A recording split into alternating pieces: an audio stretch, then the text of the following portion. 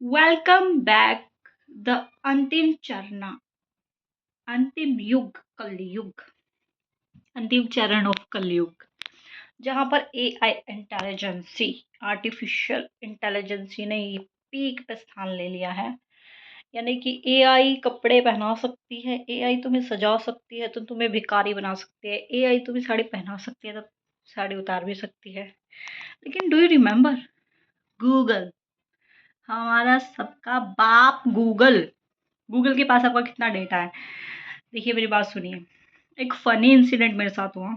मैंने एआई से, जेमिनी से, देखिए मेरी ना मतलब क्या होता है, हमारे जैसी जो औरतें हैं ना, अभी मतलब क्यों बना रहे हो, क्यों बना रहे हो, क्यों बना रहे हो, इतना मतलब औरतों को आज इधर हो गया है टाइम। एक टाइम था उन्हें मारा पीटा जाता था, बहुत टॉर्चर दिया जाता था, लेकिन अब थोड़ा कम हो गया। तो औरतें अपनी चीज़ें, मन की विशेष पूरी करती हैं, कर रही हैं भाई औरतें। अब ऐप्स का यूज़ करके सभी सुंदर दिखना चाहते हैं। हमारी जैसी औरतें जिनका पूरा समय घर के काम काज में चला जाता है, जो सज संवर नहीं पाती, औरतों को प्राचीन काल से प्रथा चली आ रही है कि उन्हें सजना संवरना पसंद है, तो वो भी एआई का यूज़ करके थोड़ा बहुत सस्ती संवरती हैं और खुद को उस चीज़ में देखना चाहती है, जैसे कि राधा माता के लुक में, और different different sari style look में and different type of looks में देखना चाहती हैं। इसमें क्या बुरा है? इसमें कुछ बुरा नहीं है, but the main point is that कि when you are using AI, यानी कि आर्टिफिशियल इंटेलिजेंसी, पता पीक पे बात क्या होती है? बात ये होती है कि हर चीज़ के फ़ायदे नुकसान दोनों होते हैं। अगर आप किसी चीज़ के यूज़ कर रहे हैं, उसके फ़ायदे भी हैं, उसके नुकसान भी हैं। ऐसे ही आर्टिफिशियल इंटेलिजेंसी है। आर्टिफिशियल इंटेलिजेंसी का नाम सिर्फ जेमिनी से रिलेटेड नहीं होता। यहाँ पे there are loads of app like Snapchat, Instagram and पहले भी अब बहुत सारी चीज़ें जैसे चैट जीपीटी है। पहले सब बहुत समय से आप बहुत सारी ऐप्स यूज़ करते आ रहे हैं, तो उनका नाम क्यों नहीं लिया गया? और सबसे बड़ा गूगल जेमिनी, यानी कि गूगल से ही रिलेटेड है वो जेमिनी भी।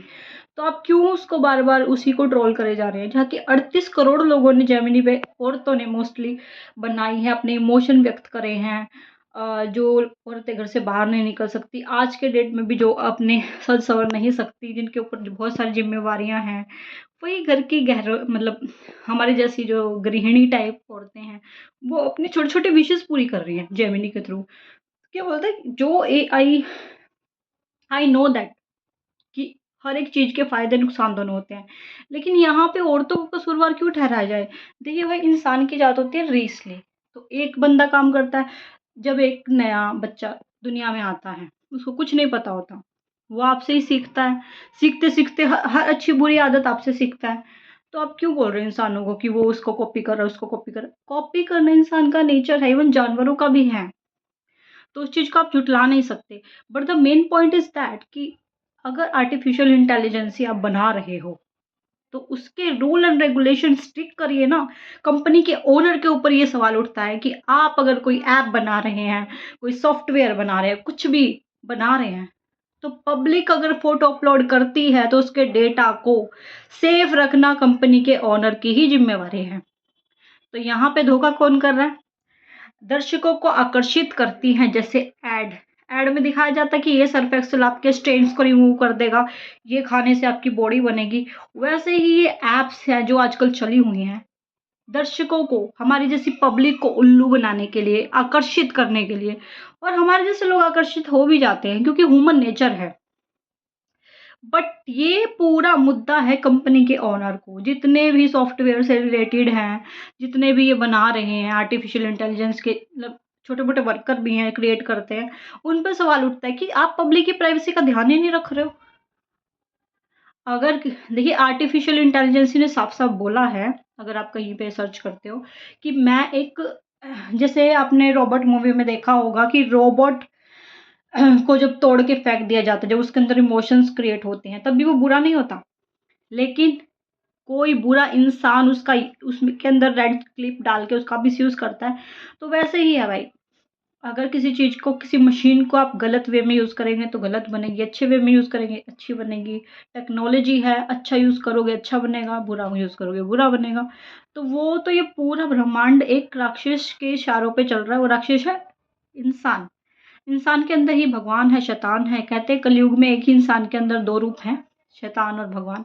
तो वो पूरा मुद्दा उठता है कंपनी के ओनर्स के ऊपर कि या तो जनता की प्राइवेसी को ध्यान में रख के चीज़ें बनाएँ, क्योंकि जनता तो आपको पैसे कमाने हैं, अगर आप पैसे कमाना चाह रहे हो, जैसे आजकल सेलिब्रिटी लोग कर रहे हैं, झूठे-झूठे प्रोडक्ट की ऐड दे देते हैं और जनता वही यूज़ करती है और उनका बेड़ा गर्क हो जाता है। वैसे ही तुम बेड़ा गर्क कर रहे हो और जनता को ये बात पता नहीं कब समझ में आएगी भाई बेड़ा गर्क करवाने पे क्यों तुले हुए हो।